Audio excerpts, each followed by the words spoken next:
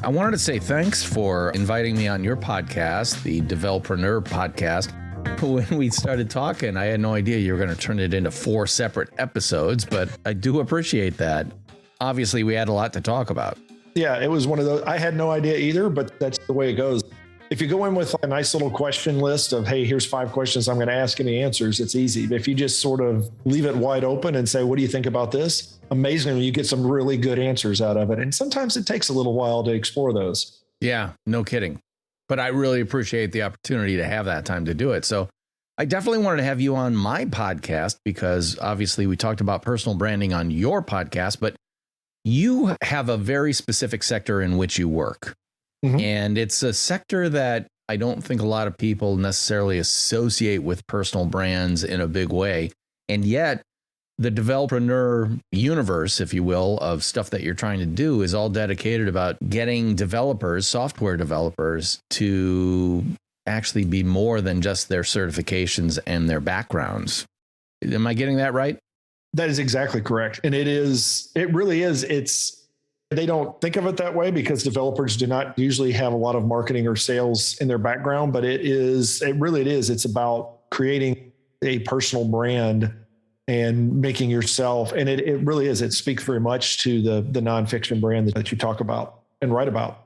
One of the things that I find interesting is that you seem to, and correct me if I'm wrong, you seem to embrace the idea that a developer is not just the certifications that they have or the languages they know or the frameworks they've developed in.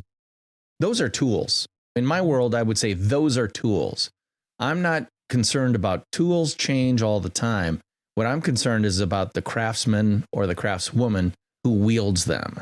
And I think that's where branding exists. It's not that, look at the way I swing a hammer. It's, I can take your dream of a dream home and turn it into reality. And you don't have to worry your head about it because I've got everything under control.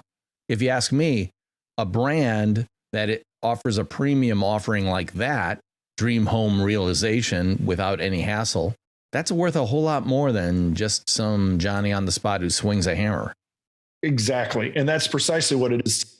In the developer world, you're so focused early on a language skill or a certification or something that is that tool. That's what you live in, is that tool. And it's really breaking free from the idea that you're defined by the tool. Instead, saying you're defined and you define yourself by the problems you solve, the solutions you can provide.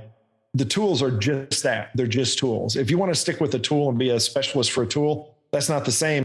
That's one thing if you're just a hammer swinger. That's not the same as being an architect or someone that can provide a dream home to somebody. Yeah. And I don't want to pick on my brother too much, but my older brother is one of those older, call it the twilight of his career, developers and coders.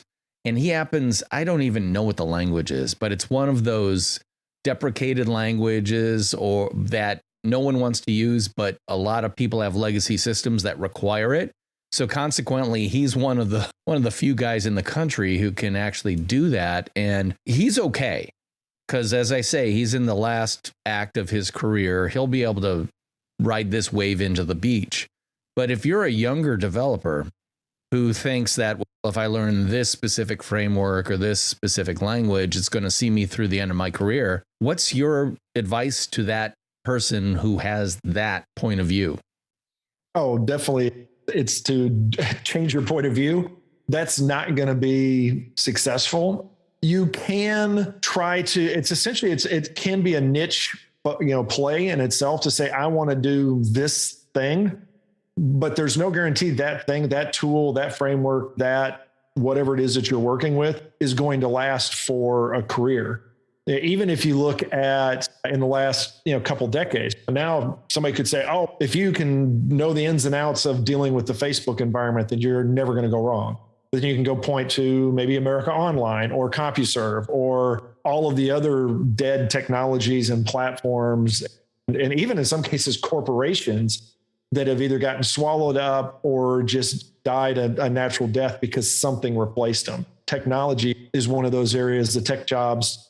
There's just too much motion in there. There's too much recycling and moving into new technologies to be able to make a career. Yeah. One of the things I always like to say, is be the artisan, not the tool, or be the craftsperson, not the craft itself. Because obviously there are some buckets of activity developers need to specialize in. If you're a back-end guy, if you're a user experience designer oriented developer, if you're this, that, and the other thing, there is a little bit of specialization involved, but it's not necessarily a specialization in the tool so much as the desired deliverable or outcome. I have a very good friend of mine whose long experience as a graphic designer actually prepared him perfectly for the world of game development. And before he got the job with a major software studio, a major gaming studio, he loved gaming. He did gaming. He was a gamer, but he thought that whole area was closed off to him because he was a traditional print or advertising and marketing oriented designer. He discovered that was not, in fact, the case. He was able to get his foot in the door, and now he's climbing pretty darn rapidly the ladder because he is not only a master of his tools, he's a master of what those tools create and the strategy behind it. It's not just the tactics of using the tool, it's understanding the strategy of the entire user experience from the second they log on to the time that they have the final boss fight and conquer the bad guy. Because he has that kind of global universal view, he's much more valuable than someone who gets trapped in the pixels or the kind of bricks and mortar of development. Do you see that as something that works across the sector? It's more important to be a strategic oriented person. Is it better to go wide or deep? I guess that's another way of asking the question. It's a good question. You can go both, or you not both, but one or the other. Developpreneur world, we usually talk about them as coders versus developers. There's those that can write code and sometimes can write a lot of code very quickly, but that's not the same as those that are more developers, more that software engineering side. And we actually talk a lot about the idea of like, we'll call them like complementary skills or tangential skills, particularly in the world of technology, because stuff moves. You'll have a technology, you're going gangbusters for a couple of years, and that's maybe you're consulting or you're in a company. That's all you do for a couple of years. All these other skills fade into the background a little bit because you're so focused on technology X, whatever it happens to be. But along the way, there are things that you know and that you can do that when that technology dies and technology X plus one or Y or whatever comes up, there are skills you have that you can transition into those. And so that's really that artisan, that part of it. It's like, it's one thing to know a tool. And that's part of what we try to really preach a lot is that you've these tools, but just because you know them doesn't mean you don't know how to use similar tools. It was interesting going through your book because really figure out what your core is, your three things, like this is what I am. That kind of concept is really important in a developer world, because as you said, you may be a front end person, a back end person, a middle tier person. You may worry more about user experience or quality or data. There's so many different, or security. There's so many things in there. Talking to somebody about their goal, their roadmap for their career. What is it that you enjoy? What is it that you're good at? And what is it that take tools out of it? What is it that you say either that you do or that you want to do? Because sometimes we do stuff we don't enjoy that much, but that's part of mapping out your career is say, okay, if you like to do this, then these are the kinds of areas that you want to focus on. Maybe these are the tools you want to work in. Because then when you say, hey, I know that tool, it's backwards in the developer world, because you can say, hey, I know that tool. And people assume that actually more than you do.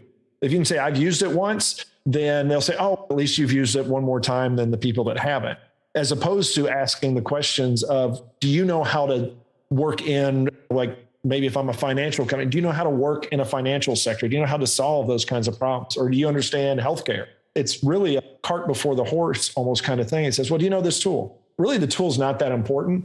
And a lot of the times and even in the mentoring particularly, that's a lot of times where I'll talk to people about interviews. Those questions are not very useful. It's much more useful to switch those around and focus on what is it you really want to solve as opposed to what is the tool that you have.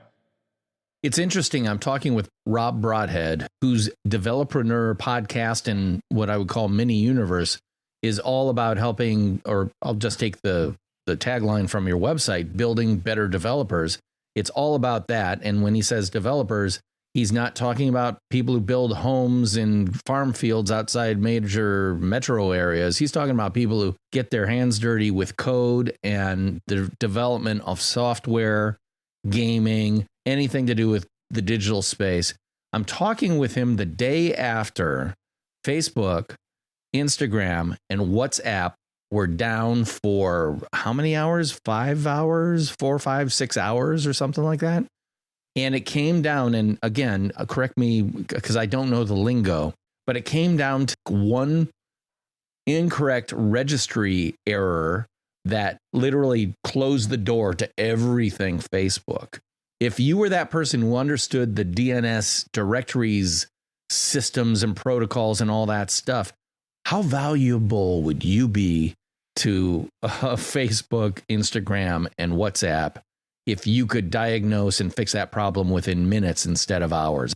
I can't even imagine the amount of money, the revenue, a reputation, and you name it that Facebook and company lost because of that outage, especially since it was the day after a big expose on 60 Minutes where they came off not smelling like a rose. I think you could put it that way. Yeah, and that's the neat thing about the technology sector is there's a lot of those kinds of situations where when you think of things like data breaches and hackers and things like that, and downtime of any sort. If you're an Amazon, or actually if you're any retailer on, for example, like Black Friday or that time, the amount of revenue you lose can be amazingly high in a matter of minutes. And so you have people that if you're that person, if you understand that niche where you can keep things running 100% during those times, or you can flip a switch or solve a problem on the fly that, all the systems are down and now you can bring them up in minutes instead of hours. Those are the kinds of areas there are definitely places you can go to do that. And it's the kind of stuff that, you may not be needed every day, but when you are definitely needed. And so it does allow the technology people to really specify very highly what it is that they like to do. Do they like being under the fire? Do they like being behind the scenes? They like working with games. Do they like working with creatives? They want to work with more financial people. It's definitely a wide open area. And because that's the problem, is because people start off thinking about tools more than the environment and the world that they're walking into. They get very myopic sometimes in their approach, where really it's, look, the world's your oyster in a sense. If you want to go into something, you can go into it basically from a technology point of view. What do you think is the biggest mistake young developers make? Is it the kind of focus on tools instead of what things are in their wheelhouse, not only in terms of their skill set, but also in their interests, in their basic DNA personality? I think so. I think the focus on, and this is, as I talk to people in other industries, it's not, I don't think it's as bad, but probably in some it is, where your resume early on is such an important thing. And probably it's particularly because in the technology world, your resume, they're going to look for keywords, and those keywords are usually going to be either a certification or a language. Sometimes it will be something bigger that's more important, the industry that you've worked in, or maybe certain types of problems that you solve, but those are harder to search for anyways. So it falls back on the initial search. In a search engine, your first thing is if you're looking for a developer to help you out with your music, you're going to say maybe it's about guitars and it's about whatever your operating system is and some sort of generic problem, and you're going to go searching for it. That's what they're taught to do that. And you almost have to be untaught. That is not the best approach. Instead, you really need to think about the problems you're solving, the solutions you're going to try to provide. And it does go back to being happy. Some of it is, technology is such a broad area. It's figure out the one that works for you. For example, you could say going at like music. If you want to go in the music industry, people aren't going to, if you say you're in the music industry, they're not going to stop. Oh, you're in the music industry. It's going to be, are you an artist? Are you into the management side? Are you into the touring side? Are you in the recording side? I think technology, sometimes even people in the industry don't realize how big and broad it is, and that they need to, or they have the opportunity to, and it is beneficial to them to figure out what is it that you really like in this big, huge thing. Where's that little circle that you want to call home? This episode of the Nonfiction Brand podcast is brought to you by my new book, Nonfiction Brand. Discover, craft, and communicate the completely true, completely you brand you already are, now available on Amazon.com. Jay Baer, best-selling author of Talk Triggers, said, "The book is outstanding, highly recommended, a spectacularly useful guide to personal branding that pulls off the difficult trick of being both realistic and inspirational. A must-read, regardless of where you are in your own brand-building journey." To get your copy, head on over to Amazon.com and search Nonfiction Brand. And let's get you all the credit you deserve for the completely true, completely you brand you already are. We've talked, and you've had the opportunity to take a look at my book, so you understand the vocabulary I use when I talk about things like aligning yourself not only with your desired outcome, place you want to work, but with who you are, who you deeply are. And by deeply, the example I always use is myself. I can do design and layout and stuff like that using Adobe Illustrator, InDesign, and all that stuff. But that is not my best destiny, to quote Spock in one of the early cinematic versions of Star Trek. My first best destiny is to be creative. The first principle is I am creative. You come to me for creative ideas and solutions. The tools will vary, but if you want someone to bounce ideas off of or to make you stretch your definition of what you think is possible, you come to me. Other people are very analytical. They can take in a ton of data and tease out that one kernel of gold that is worth millions because they have been able to assay and analyze this data set, and that's their value. Who's more valuable, the creative guy or the analyst who saves you $5 million? Both are valuable. It's dependent on what you are. So if I were to say to Rob Broadhead, who I'm talking to right now, who are you? How would you answer that question based on my kind of first principles idea? What kind of first principle concept is your native homeland? This was actually one of the things that got me started down the road that I've gone down, is that I really am to some extent a creative. I'm definitely more on that creative side than the analytical side, but I have enough of a mix of the analytical side that the two are what really combine to make me more as a problem solver, because I like the analytical side of a problem, of figure out what that problem is, analyze it, take a good look at it. But then the creative side of, okay, let's take that and find a solution for it. And so that feeds both of those desires. And I think there's definitely a big swath of technology people. That's what they got into it for. It's not because they wanted to sit there in front of a computer and type all day. It's because they either from a math and a logic point of view, or from a more of a business point of view, they had problems that they want to solve. And that's even if you're like a game developer or something, it's how do I take this concept of this game, whatever it is, and these rules, and turn it into something that is now presentable to people that they can go play this game and enjoy it. You can take areas that you may not normally think of as solving a problem, but it really is. It comes down to, I want to take this thing and I want to automate it, or I want to present it to people in a digital form, or there's other variations on that theme.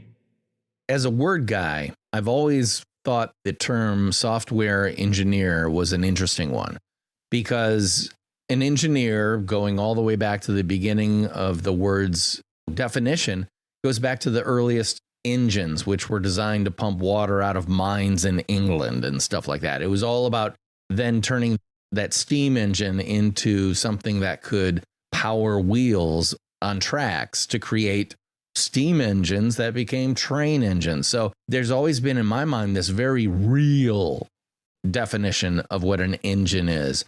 And yet for the longest time, I didn't make the connection with software engineering until I realized, oh, it's the same thing. It's all about taking concepts that are floating in the air and nailing them down and building structures from independent structural members, if you will, to create something that actually works and works robustly and is fixable if needed, extensible and scalable if needed. That's when it made sense to me. So that's very much like what I'm talking about conceptually. You don't ever have to work in a metal lathe or a CNC machine to be an engineer. The same way an architect never has to have a hammer in their hand. They have to design. They have to think and understand code. And when I say code, regulations for buildings and stuff like that. There's always a code, and code, again, word guy, I love the word code because it means different things to different people. But here's the truth about you as a personal brand. You have to have a code as well. That code that defines you, that code that is shareable with other people so they understand who you are, what you do, and how you do it. And I look at your resume and the fact that you had a company for a period of time called IT for Recruiters, which was clearly doing that bridging thing that you mentioned, bridging the creative side to the hard coding side and being able to speak those foreign languages, as if you will, in a way that people understand. So it appears to me that you've been working that kind of like a bridge. So if I were to say, Rob, my initial take on what you do is you bridge. You are a bridge maker, a bridge builder, a connection builder. But I like the bridge concept because in my mind, there's a gap that has to be crossed, not filled, but crossed. Because if you're the person who just fills the gap, that's not exactly what I think you do. Am I understanding you correctly? Because you're more, I want these two disparate islands to connect back and forth seamlessly with great communication and great success. I'm not there just to fill the gap.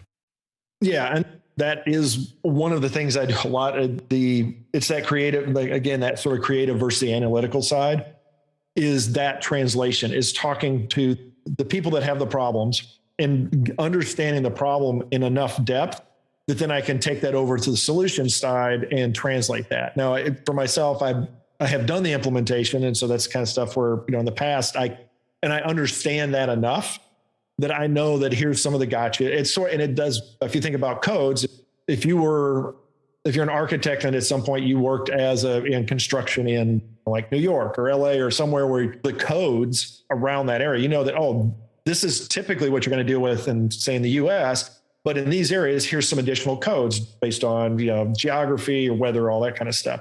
It's the same thing, is that I can go talk to the people on the problem side and I know enough of the codes that I can help make those translations and bridge the gap to the solution side and say, this is what needs to be done. And it's where that analytical detail side falls off for me, because I don't have as much enjoyment out of that. It is the understanding the problem and translating it over, and the actual filling in the gap is something that's left to somebody else. Do you see what we've just done there, Rob and I, nonfiction branders? We've identified that, yes, you can speak the language of the one island. Yes, you can understand the solution that's required or the challenge that's required by the other island. And he's able to bridge those two things together, which is different than just plugging the gap. Is it a subtle difference? Yes, it is. Is it a valuable difference? Yes, it is, because not everybody needs, I don't want to hire you just to sit there as a plug.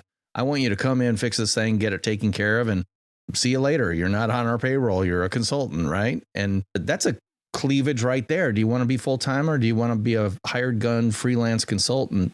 You better know something about yourself before you make that decision. And we're going to be talking a lot more about that in next week's episode. But for now, I need to wrap up this episode because Rob will be back next week. And I want to let people know how they can get in touch with you. Rob, let's say I'm a young coder. I got questions. I'm a young developer. I want to make sure I'm not going off in my career the wrong direction.